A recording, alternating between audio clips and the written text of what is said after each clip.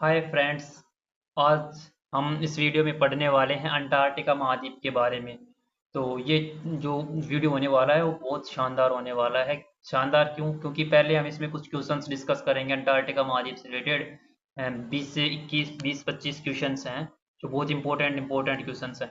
और इनके बारे में जानकारी लेंगे। उसके बाद में अगर जो कुछ भी जानकारी इसकी बची होंगी ना, उनको हम अलग से मतलब जैसे क्वेश्चन हो जाएंगे, उसके बाद में जो भी शेष जानकारी होंगी अंटार्कटिका से रिलेटेड, जो महत्वपूर्ण बातें अगर शेष रह भी जाएंगी कुछ, इसके अलावा भी कुछ एक रिवीजन सा भी हो जाएगा कि जो डायग्राम वगैरह से मैप से बहुत शानदार तरीके से लास्ट में समझ लेंगे।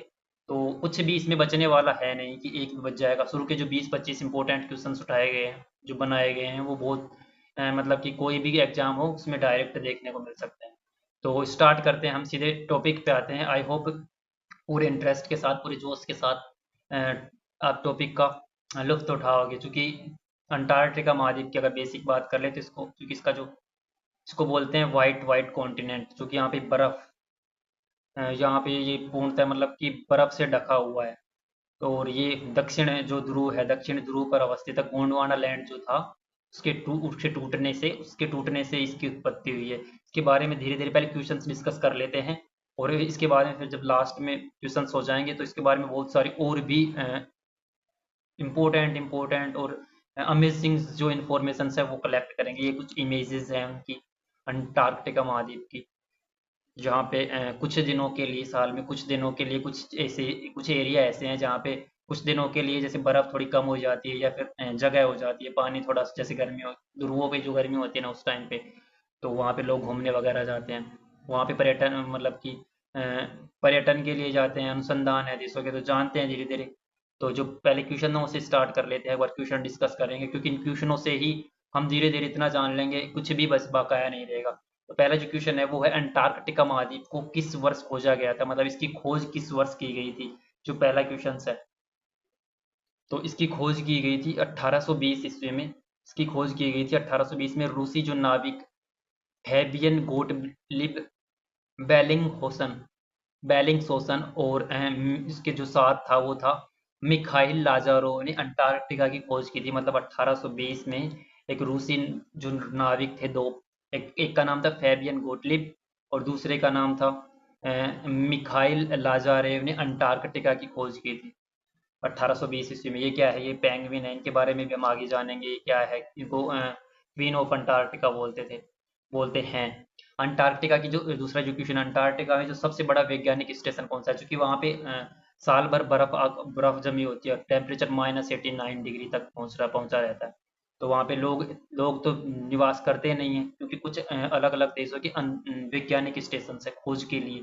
तो हमें बताना है इस क्वेश्चन में कि जो सबसे बड़ा अंतरिक्ष स्टेशन कौन सा है। चार ऑप्शन दे रखा है, मैक मर्डो, इसके अलावा अमुंडसेन, नोरवुजा लाजरेव और कंकोर्डिया स्टेशन। तो इसका जो आंसर है, सबसे बड़ा जो स्टेशन है वो है मैक मर्डो स्टेशन। मतलब जो ए ऑप्शन था, जो ए ऑप्शन है, मैं वो इसका राइट आंसर है मैक मर्डो स्टेशन। इसकी बात कर ले तो ये किसका है? अमेरिका का एक वैज्ञानिक केंद्र है जो इस जगह पे सबसे बड़ा स्टेशन है। इसके अलावा अमेरिका का एक स्टेशन और है जो अमेंडसन स्पोर्ट के नाम से, उसके बारे में भी हम धीरे धीरे जान लेंगे आगे, जैसे जैसे आगे बढ़ेंगे। अंटार्कटिका में कितने परसेंट भाग पर बर्फ से ढका हुआ है?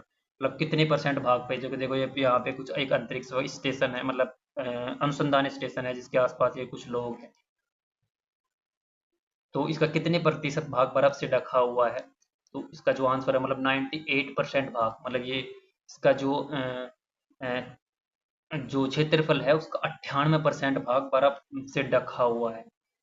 इसका 98% भाग केवल इसमें बर्फ ही बर्फ दिखाई देगी, इसीलिए इसको सफेद कॉन्टिनेंट बोलते हैं। और अंटार्कटिका में विश्व का कौन सा सबसे ठंडा स्थित है, मतलब स्थान स्थान कौन सा है?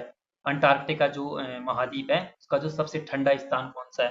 तो वो है वोस्टोक स्टेशन। वोस्टोक स्टेशन किसका है? रसिया का है, रूस का वोस्टोक स्टेशन। अभी हम इसमें मैप में अवस्थिति भी देखेंगे कि कहाँ पे है। वोस्टोक स्टेशन रूस का स्टेशन है जो 1983 में, और इसमें जो टेम्परेचर दर्ज किया गया है, जो सबसे लोएस्ट टेम्परेचर, वो था -89.2 डिग्री सेल्सियस। यहाँ पे जब टेम्परेचर 1 डिग्री 2 डिग्री 3 डिग्री पहुँचता है तो क्या हाल होता है, आपने देखा होगा। 0 डिग्री पे पानी बर्फ में जमने स्टार्ट हो जाता है, तो देखो माइनस का 89.2 डिग्री सेल्सियस उसका एवरेज टेम्परेचर रहता है वहाँ का। वोस्टोक स्टेशन सबसे ठंडा स्थान है जो रसिया का रूस का स्टेशन है। इसके अलावा अंटार्कटिका में कौन सी नदी पाई जाती है? नदी कौन सी पाई जाती है? क्योंकि नदी बर्फ के टाइम पे तो जमी रहेगी, लेकिन साल में कुछ दिन ऐसे आते हैं जहाँ जब ध्रुवों की, जिसको दिन बोलते हैं, उस टाइम थोड़ा टेम्परेचर सूर्य की मतलब टेम्परेचर होगा, सूर्य का ताप आएगा, तो ये थोड़ी पिघली हुई अवस्था में एक नदी पाई जाती है। उसका क्या नाम है? उसका नाम है पहला नाइल, ओनल्सो नदी, ओनिक्स नदी, अमेजन नदी। क्योंकि अमेजन नदी कहाँ पाई जाती है? अमेजन नदी तो दक्षिण अमेरिका में पाई जाती है। आपको बताना है ये जो नाइल नदी है ना, कमेंट सेक्शन में बताना ये कहाँ पाई जाती है। इसके अलावा इसका जो आंसर है वो है ओनिक्स नदी। ओनिक्स नदी पाई जाती है अंटार्कटिका की जो सबसे लंबी नदी है। इसकी लंबाई 32 किलोमीटर है। ये 32 किलोमीटर लंबी नदी है ओनिक्स नदी। ओनिक्स नदी अंटार्कटिका में पाई जाती है, इसकी सबसे बड़ी नदी है। इसके अलावा अंटार्कटिका में कितने देश हैं जो अपना दावा करते हैं? ये जो अंटार्कटिका था, इस पे कितने देश हैं जो दावा करते हैं कि ये हमसे जुड़ा हुआ है?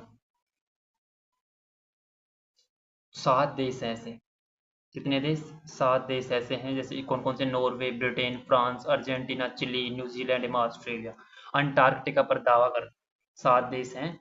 नॉर्वे है, ब्रिटेन है, फ्रांस है, अर्जेंटीना है, और चिली है, और न्यूजीलैंड और ऑस्ट्रेलिया। ये 7 हैं जो इस पर दावा करते हैं कि ये हमारा है। लेकिन एक संधि हुई है, अंटार्कटिका संधि, और इसके माध्यम से ये हुई कब है? पहला ये क्वेश्चन भी देख लेते हैं। अंटार्कटिका संधि किस वर्ष लागू हुई है? 1951, 1959, 1961, 1965। तो इसका जो आंसर है 1961 में एक संधि हुई है सभी देशों के मध्य। 1961 में एक अंटार्कटिका संधि लागू हुई है। इसका नाम है, संधि का नाम ही अंटार्कटिका है। और जिसमें इसे शांति एवं विज्ञान के लिए सुरक्षित रखा है। मतलब ये जो एरिया है पूरा, ये जो महाद्वीप है, इसको केवल विज्ञान के लिए एवं शांति के लिए, मतलब यहाँ कोई हस्तक्षेप नहीं होगा। अगर आपको अंतर्राष्ट्रीय क्षेत्र घोषित करते हैं कि सबका है, इस पे कोई अधिपत्य जमा नहीं सकता। अगर किसी को शोध के लिए स्टेशन स्थापित करना हो तो कोई भी स्थापित कर सकता है, केवल शांत रहेगा।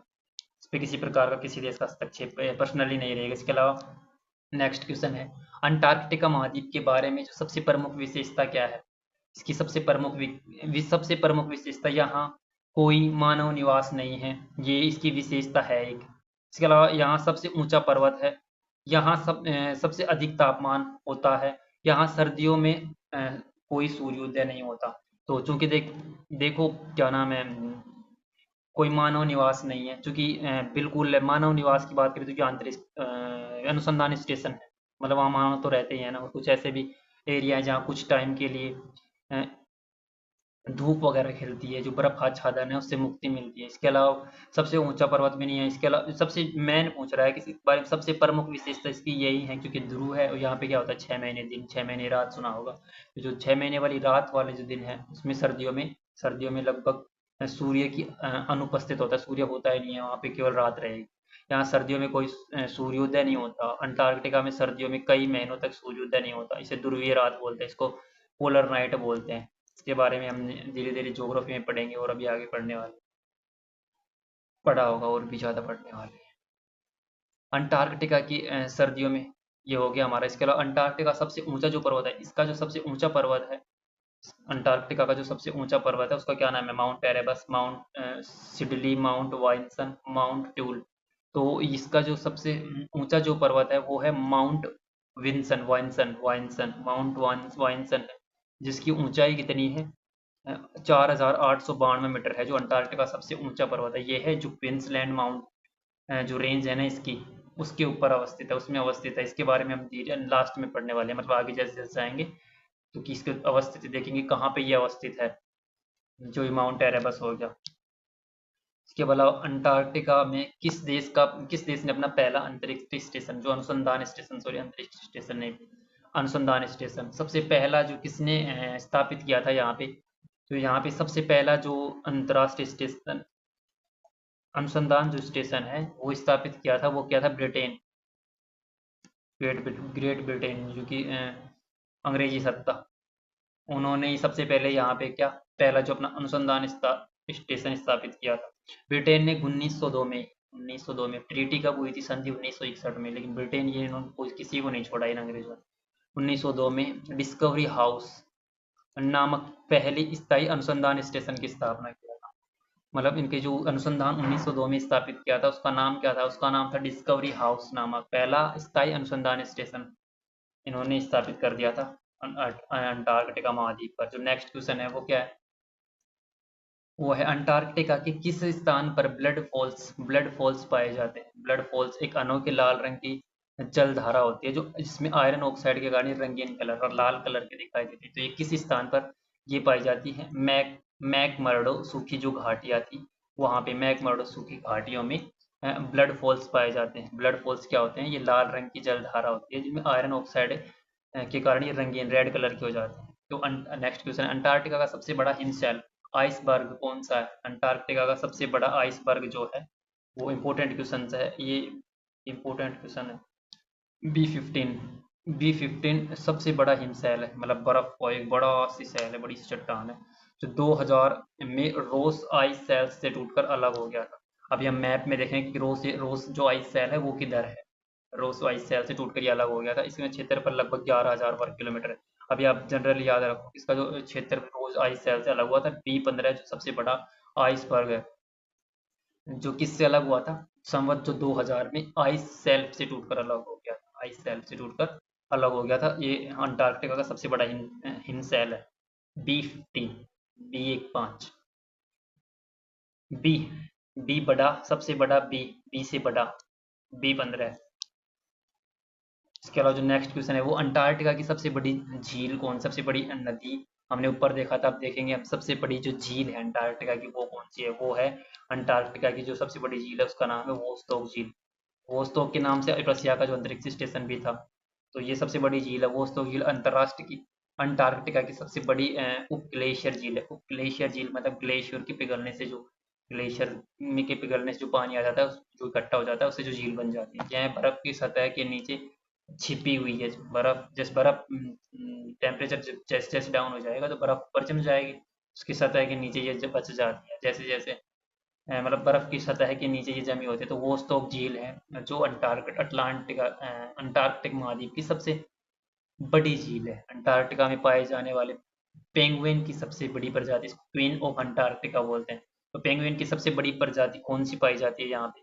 तो वो पाई जाती है, आंसर है एम्परर पेंगुइन। एम्परर पेंगुइन कितने देखा तो होगा इनको पहले भी, इनकी काफ़ी सारी वीडियो भी देखी होंगी। जो एम्परर जो पेंगुइन है ये दुनिया की सबसे बड़ी पेंगुइन प्रजाति है जो अंटार्कटिका में पाई जाती है। एम्परर पेंगुइन दुनिया की सबसे बड़ी पेंगुइन प्रजाति जो कि अंटार्कटिका में पाई जाती है।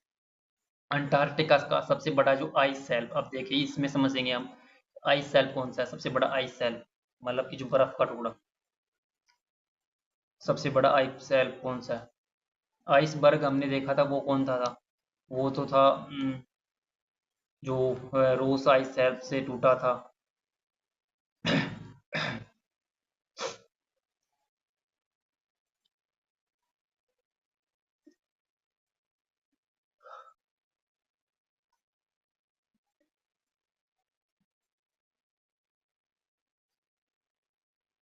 नेक्स्ट जो क्वेश्चन है वो है अंटार्कटिका का सबसे बड़ा आइस शेल्फ कौन सा है? सबसे बड़ा आइस शेल्फ वो है, इसका जो आंसर है रोस आइस शेल्फ। ये है किधर? ये देखो रोस सी के साथ में ये जो रोस आइस शेल्फ है, ये जो एरिया होगा इसको रोस आइस शेल्फ बोलते हैं। यही वेडल सी के साथ में होता है रोने रानी आइस शेल्फ होता है। तो इस आइस शेल्फ से वो, ये इस आइस शेल्फ को क्या है? ये सबसे बड़ा आइस शेल्फ है, रोस आइस शेल्फ बोलते हैं इसको। ये रोस सी से लगा हुआ पार्ट ये सबसे बड़ा है। रोस आइस शेल्फ अंटार्कटिका का सबसे बड़ा आइस शेल्फ है जिसका जो लगभग 4,87,000 वर्ग किलोमीटर क्षेत्र में फैला हुआ है। ये जो एरिया मतलब 4,87,000 वर्ग किलोमीटर में फैला हुआ सबसे बड़ा अंटार्कटिका का आइस शेल्फ मतलब बर्फ का शेल्फ। नेक्स्ट जो क्वेश्चन है वो है अंटार्कटिका की सबसे बड़ी जलवायु चिंता क्या है? सबसे बड़ी यहाँ पे जो है मतलब ये बहुत इंपॉर्टेंट क्वेश्चन ऐसे भी है, आज के वर्तमान के परिप्रेक्ष्य में देखें तो चुनौती बनी हुई है कि जैसे जैसे क्लाइमेट चेंज होता जा रहा है, टेम्परेचर ग्लोबल वार्मिंग की जैसी घटनाएं होती जा रही, और ओजोन परत जैसे जैसे पतली होगी, ओजोन परत का पतली होना ये सबसे मेन रीजन है इसका। क्योंकि ओजोन परत पतली होगी तो टेम्परेचर बढ़ता है, टेम्परेचर सीधा आता है, जैसे बर्फ धीरे धीरे पिघलेंगी और बर्फ पिघलेंगी तो समुद्र का स्तर सब बढ़ेगा, ग्लेशियर पिघलने लगेंगे। तो इसमें जो सबसे मेन चिंता क्या है ना, सबसे बड़ी चिंता होगी ओजोन परत का पतला होना। वही ग्लोबल वार्मिंग का भी रीजन बन जाता है, ओजोन परत का पतला होना। अंटार्कटिका के ऊपर ओजोन परत का एक बड़ा छिद्र है, जिससे क्या होता है, वैश्विक जलवायु की गंभीर चिंता का विषय है। यह छिद्र सूर्य की हानिकारक पराबैंगनी किरणों को पृथ्वी पर आने देता है, पृथ्वी पर आएंगी और सीधे टेम्परेचर बढ़ेगा, टेम्परेचर को ग्लोबल वार्मिंग, समुद्र लेवल ग्लेशियर पिघलेंगे, बर्फ पिघलेंगी, टेम्परेचर बढ़ेगा तो समुद्र का लेवल बढ़ेगा और बहुत से संकट उत्पन्न हो जाएंगे, बहुत से छोटे छोटे आइलैंड्स हैं वो डूबने की कगार पे आ जाएंगे। अंटार्कटिका में कौन सा वैज्ञानिक अनुसंधान संगठन काम करता है? कौन सा वैज्ञानिक अनुसंधान? नासा काम करता है अंटार्कटिका में। नासा अंटार्कटिका पर मतलब वहाँ की जलवायु परिवर्तन के बारे में, बर्फ की मोटाई का अध्ययन करने का जो स्पेसिफिक काम है वो नासा को दिया, नासा को है। नासा मतलब जो यूएसए की स्पेस जो एजेंसी है, जो वैश्विक पर्यावरणीय बदलाव का भी अध्ययन करती है, वहाँ की क्लाइमेट चेंज के बारे में, बर्फ की मोटाई। नेक्स्ट जो क्वेश्चन है, अंटार्कटिका में बर्फ के नीचे छिपी हुई सबसे बड़ी पर्वतमाला कौन सी है?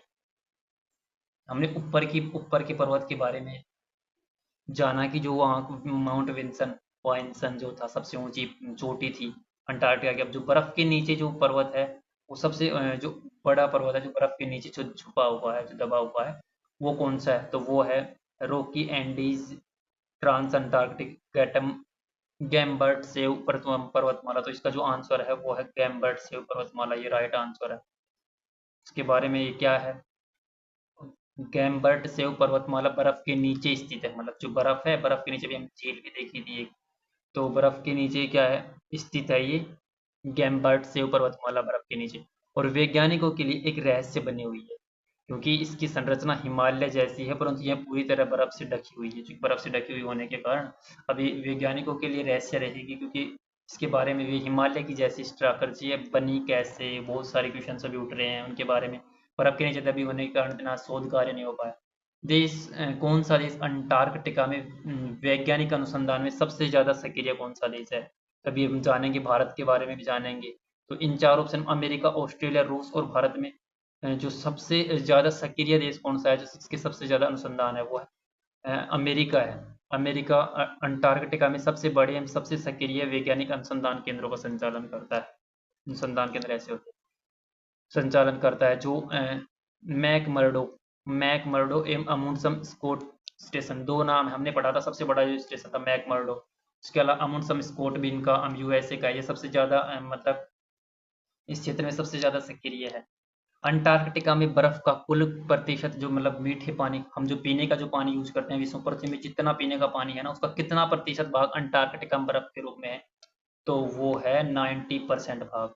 मतलब जितना हम जो पीने का पानी है ना विश्व में, मतलब पूरी दुनिया में जितना पीने का पानी है ना, उसका 90% भाग तो केवल जो अंटार्कटिका महाद्वीप है ना, उसमें बर्फ के रूप में जमा हुआ है। तो अंटार्कटिका में बर्फ का कुल प्रतिशत विश्व के मीठे पानी का कितना हिस्सा है? मतलब पीने का जितना भी पानी है ना दुनिया में, उसका जो 90% भाग है ना, 90% भाग तो केवल अंटार्कटिका में विश्व के लगभग, मतलब बर्फ के रूप में, बर्फ की उनकी चादरों के रूप में जमा हुआ, केवल 10% पानी है जिसको हम पीने के लिए यूज करते हैं। 90% तो कहाँ है, अंटार्कटिका में जमा हुआ है बर्फ के रूप में, जो वैश्विक जलवायु एवं समुद्र के स्तर को क्या करता है, प्रभावित करता है। जो वैश्विक जलवायु एवं समुद्र के स्तर को प्रभावित करता है। अंटार्कटिका का कौन सा क्षेत्र बर्फ मुक्त है? कौन सा क्षेत्र ऐसा है जो मतलब बर्फ से मुक्त होता है?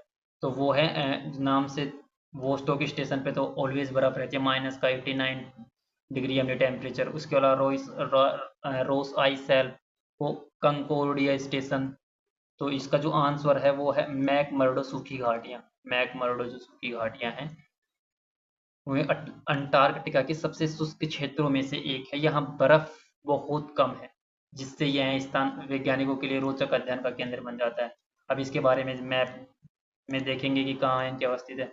अंटार्कटिका का सबसे प्रमुख जीव कौन सा है? अंटार्कटिका में सबसे प्रमुख जो जीव है वो है पेंगुइन, क्योंकि इसको यहाँ पे किविन भी बोला जाता है। ये पेंगुइन ही है।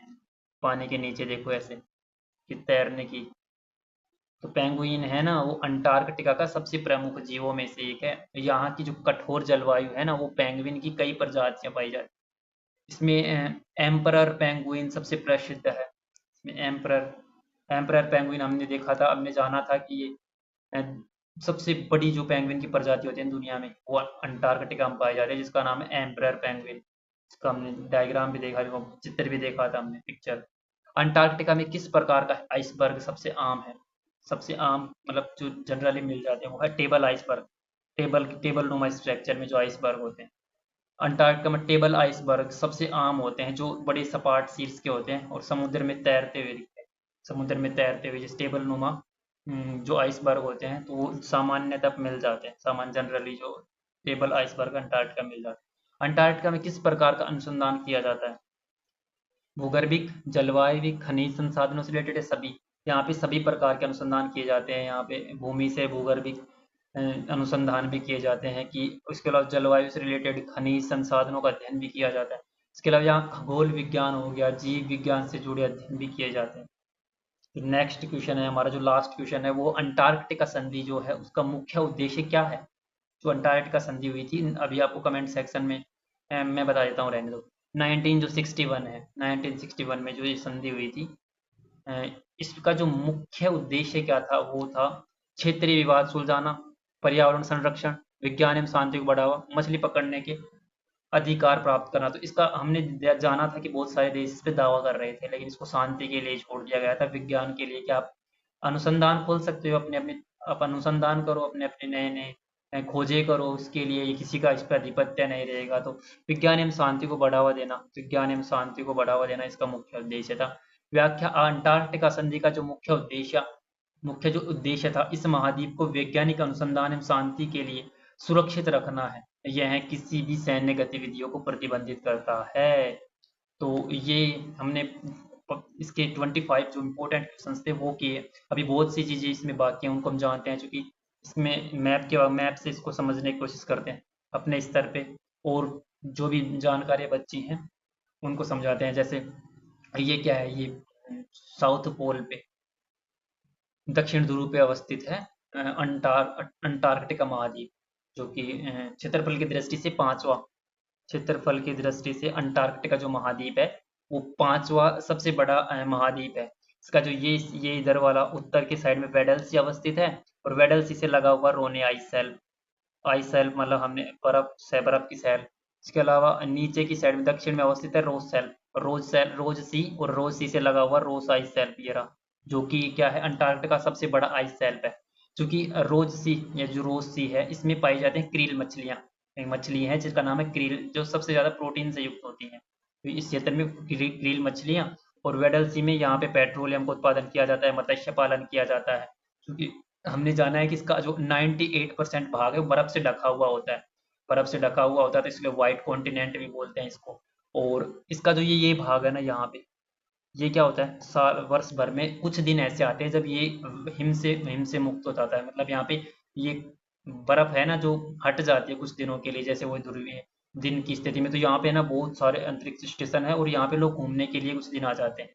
और हमने जाना था कि इसकी जो सबसे ऊंची जो चोटी थी इस अंटार्कटिका की, वो थी विंसन। माउंट विंसन जो थी, देखो इसकी अवस्थिति ये रही, विंसन मैसिव के नाम से।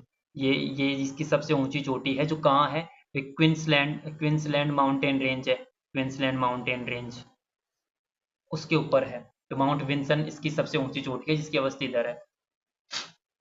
और इस जो ये जो महाद्वीप है ना, इसको दो भागों में बांटते हैं, एक पर्वत श्रृंखला जाती है जिसको बोलते हैं ट्रांस अटलांटिक माउंटेन रेंज। ये ट्रांस अटलांटिक माउंटेन रेंज, इसको और भी बारीकी से देखे तो ये देखो, इधर से देखो, इस मैप में देखे तो ये ये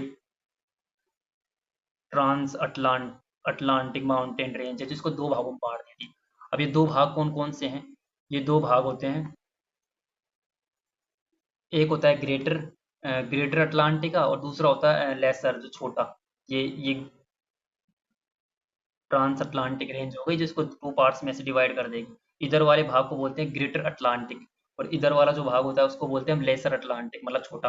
और इसमें पाई जाती लेसर जो अटलांटिक है, इसमें विंसन मैसिव भी पाए जाते हैं। इसके अलावा ये जो क्षेत्र पाया जाता है जहाँ पे, इसको बोलते हैं, मतलब जहाँ पे कुछ दिनों के लिए बर्फ आच्छादन से मुक्ति मिलती है, मतलब मुक्ति, तो वहाँ पे लोग घूमने के लिए बहुत सारे पर्यटन स्थल भी हैं। तो और जो अंटार्कटिका एरिया है, उसका जो एरिया है वहाँ पे अवस्थित है। एक तो जो इसका जो सेंटर पोल है उस पे अमेरिका का जो एमेंडसन स्कॉट है, जो अनुसंधान केंद्र है अमेरिका का, एमेंडसन स्कॉट, वो ये है। इसके जो दक्षिण पूर्व में अवस्थित जो वोस्टोक है, वोस्टोक क्या है? वोस्टोक है रसिया का जो अनुसंधान केंद्र है उसका नाम है वोस्टोक, वोस्टोक रसिया का। इसके अलावा इसके जस्ट नीचे है फ्रांस और इटली का कॉनकोर्डिया। ये देखो सेंटर था, दक्षिणतम पॉइंट वहां पे है अमेंडसन स्कोट। और उसके दक्षिण पूर्व में रशिया का वोस्टोक, जो कि हमने जाना था कि ये इस क्षेत्र का सबसे ठंडा एरिया भी है, सबसे ठंडा। इसके अलावा इटली का देखा। अब आपके मन में चल रहा होगा कि भारत का क्या कुछ नहीं है? हाँ, भारत के यहाँ पे 3-3 स्टेशन है, एक बंद हो चुका। उत्तर की साइड में जाएंगे, ऊपर की साइड में तो अ, एक दक्षिण गंगोत्री था, जो कि अभी भारत का वो बंद हो चुका है। इसके अलावा यहाँ पे एक मैत्री मैत्री है, जो भारत का अंतरिक्ष स्टेशन, सॉरी, अनुसंधान केंद्र यहाँ पे है, मैत्री। इसके अलावा भारत का एक और है जो हाल ही में 2012 में उसको स्थापित किया गया है, जो अमेंडसन स्कॉट है। उसके पूर्व साइड में आओगे तो इधर है, उसका नाम है भारती। भारती के नाम से है, भारती, जो 2012 में इसको स्टैब्लिश किया गया है। ये अनुसंधान केंद्र भारत का है, क्योंकि मैप अपडेट नहीं है। तो भारती जो है, भारतीय अनुसंधान केंद्र है, वो भी भारत का है। मैत्री हो गया, दक्षिण गंगोत्री अभी वो बंद हो गया। तो 3 हो गए भारत के। इसके अलावा भी रसिया के बहुत सारे हैं। तो ये, इसके अलावा और क्या जान सकते हैं? इसके अलावा और जान सकते हैं कि इस जो कॉन्टिनेंट है, ये इसका जो एकमात्र ज्वालामुखी है, जागृत ज्वालामुखी, वो है माउंट एरेबस पर। वो जो कि वो किधर है? वो रोज आई सेल पे, रोज आई सेल पे माउंट एरेबस। देखते हैं दूसरे मैप में अगर दिख जाए तो। माउंट एरेबस है, जिसमें इस क्षेत्र की एकमात्र जागृत ज्वालामुखी मिलती है। तो इसमें दिख नहीं रहा साफ, लेकिन जनरली वो उसकी अवस्थिति इधर जो रोज आई सेल्फ है, उसके उसके दक्षिण पूर्व में। तो माउंट एरेबस इसका एकमात्र ज्वालामुखी, जागृत ज्वालामुखी है। तो जो, और यहाँ पे चूंकि यहाँ पे जनसंख्या रहे, लोग रहते नहीं है, जनसंख्या नहीं है। पेंगुइन यहाँ की, पेंगुइन को बोलते हैं queen of Antarctica. Penguin, penguin के बारे में, पेंगुइन और देखते हैं हम। पेंगुइन हो गई, और जो कुछ मात्रा में बर्फ के नीचे कुछ सूक्ष्म जीव वगैरह मिल जाते हैं, पेंगुइन हो गई। तो ये हमने अंटार्कटिका महाद्वीप के बारे में जितना हमारे लिए इम्पोर्टेंट था, जितना हम जान सकते थे, उतना हमने जानने की कोशिश की। क्वेश्चंस भी डिस्कस किए जो कि बहुत इम्पोर्टेंट है। ये इसका देखो फिजिकल मैप।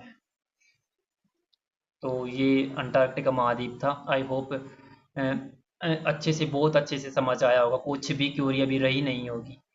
तो अ, वीडियो को ज़्यादा से ज़्यादा शेयर करना। इसके अगर पड़ोसियों की बात करें ना, पड़ोसी देखो आप, इस पे दावा कैसे कैसे करते हैं। इधर से ऑस्ट्रेलिया देखो, ऑस्ट्रेलिया इसके पास पड़ जाता है। न्यूजीलैंड देखो, इधर देखो अर्जेंटीना, चिली। और ऊपर से इसमें दिख नहीं रहा, लेकिन ऊपर से जैसे देखोगे तो ये साउथ अफ्रीका आ गया। और यूरोप के आ जाएंगे इधर, जब ये नॉर्वे हो गया, डेन हो गया। ये मतलब 6-7 कंट्री हैं जो इस पे दावा करती हैं। हमने देखा था उन 7 का नाम भी, वो इस पे दावा करते हैं। तो वीडियो को शेयर करना ज़्यादा से ज़्यादा। मुझे आई होप कोई भी क्यूरी अभी शेष नहीं रही होगी इससे रिलेटेड। एक बार अगर कुछ भी क्यूरी है तो आप दोबारा से वीडियो को देख सकते हो। और इस वीडियो में इतना ही। मिलते हैं मैपिंग के किसी नेक्स्ट सेक्शन में। ओशिनिया, जो धीरे धीरे एक एक महाद्वीपों को उठाना है, तो इसी तरीके से हम समझेंगे कि कुछ भी बाकी ना रहे धीरे धीरे। तो इसमें इतना ही, अंटार्कटिका के बारे में इतना ही। मिलते हैं नेक्स्ट वीडियो में। वीडियो को ज़्यादा से ज़्यादा शेयर करना, सब्सक्राइब करना चैनल को, ताकि मोटिवेशन मिले मेरे को। अच्छा, धन्यवाद।